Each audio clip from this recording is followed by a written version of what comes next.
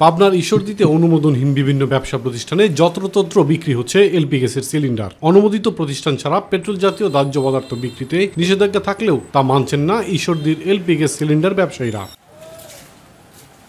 LP গ্যাসের cylinder যারা বিক্রি করছেন তাদের অধিকাংশেরই নেই অগ্নি নির্বাপন ব্যবস্থা, ফলে যে কোনো সময় ঘটতে পারে দুর্ঘটনা। ঝুঁকিতে রয়েছে আশপাশের জনজীবন। এই ব্যাপারে সচেতনতার অভাব দেখা গেছে ব্যবসায়ীদের। বিষয়টি নিয়ে তেমন কোনো গুরুত্ব নেই সংশ্লিষ্টদের।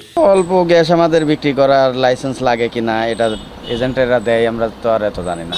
খুচরা বাজারে লোকালে বিক্রি করি, এটার জন্য যারা পাইকারি দেয় ওনার থেকে এই 5-7টা নিয়ে বিক্রি করি। এটার জন্য লাইসেন্স আমরা এখনো নিইনি। বিধিনিষেধের ভিতর থাকা উচিত।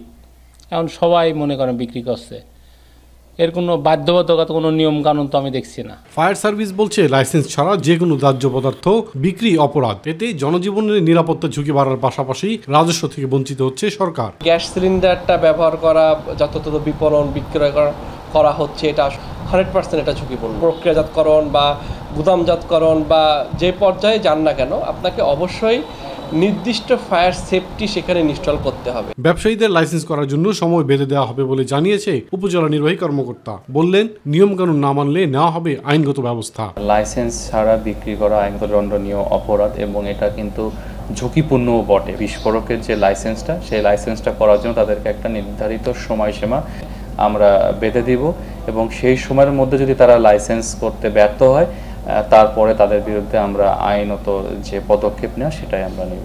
যে কোনো দুর্ঘটনা রোধে এ ব্যাপারে গ্যাস সরবরাহকারী প্রতিষ্ঠান ও অনুমোদনের পাশাপাশি পরিবেশকদেরও আরও সচেতন ও আন্তরিক হওয়ার আহ্বান জানিয়েছে সচেতন মহল। ইলিয়াস কমল, মাই টিভি।